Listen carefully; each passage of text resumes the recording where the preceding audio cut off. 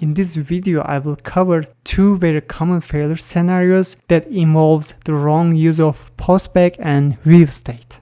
The first common problem is the duplicated list items. So we have this simple web form with a list box displaying countries and a button that has no associated code with it.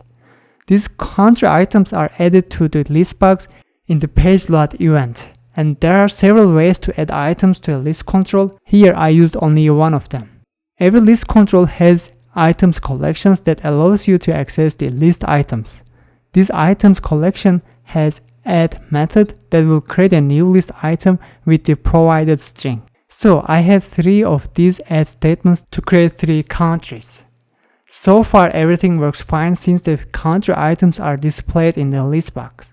However, the problem is when I click on the do nothing button, the list of countries is gonna be duplicated. And if I click it again, there will be even more duplicates. So let's examine why this is happening. When you request the page the first time, the page load event will be executed, and in the fourth step of the page life cycle, the country items will be added to the list box. And the state of the list box will be saved inside the view state, which then will be attached to the rendered HTML output. Then this HTML response will be sent to the client, which is our browser, and the countries will be displayed correctly. Let's see what happens when we click on the do nothing button. A postback request will be created, and this request will have view state package that holds the current state information of the list box. That means upon receiving this request, the server will be able to repopulate the existing country items thanks to the state information that comes with the view state. Then in the page load event, we have the 3 lines of code that adds the 3 countries to the list box. Yes, this is the part that is causing the duplicate items. Then after adding these country items again, the list box will have 6 countries. Then the view state will be updated since the state of the list box has changed. Now it contains 6 items, not 3. And the web form will be rendered as HTML output and will be sent to the browser.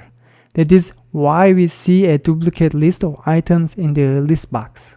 However, by including the if condition that checks if the isPostback property is false or not, we will avoid the execution of the code inside page load if it is a postback request, and there will be no duplications. So it's very important to have isPostback check when binding some data inside the page load event. Let's move to the other problem scenario, which is the null reference exception related with selecting an item from a list control. So we have this web form, a list box displaying the countries, and a button that will display the selected country in a label positioned under the list box.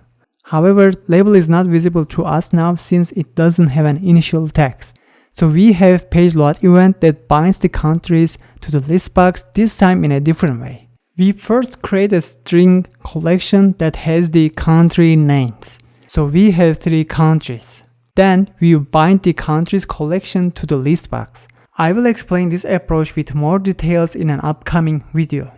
Here the problem is that when I click the display button, I will receive a null reference exception in this line where I try to grab the text of the selected list item and put it inside the label. You receive null reference exception when you try to access an object that doesn't exist. So apparently in our code, when we click the button, the selection in the list box somehow get lost, and this is why we receive a null exception at this line. So let's look into details.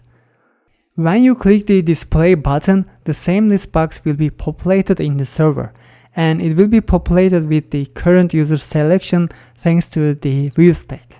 Then in page load event, however, the country items will be bound to the list box again and overriding the existing items. And this is the part that gets us in trouble because the selection will be lost. And in the next stage, inside the display button click event handler, when we attempt to get the selected item, we will get a null exception. Why? Because no country is selected. The code in page load just destroyed the original items that was retrieved from the View state. And at the end, an error HTML page will be generated to let user know the details of the error. It is really easy to resolve this issue. We will use its postback property again here to see if it is a postback request or not. If it is a postback request, for example, if display button is clicked, the code block that binds data to the list box will not be executed, and original items and the current selection in the list box will be persisted. This time, the code inside the click event handler will be executed successfully because the country selected by the user is persisted in the server side and the selected item property of the list box wasn't null.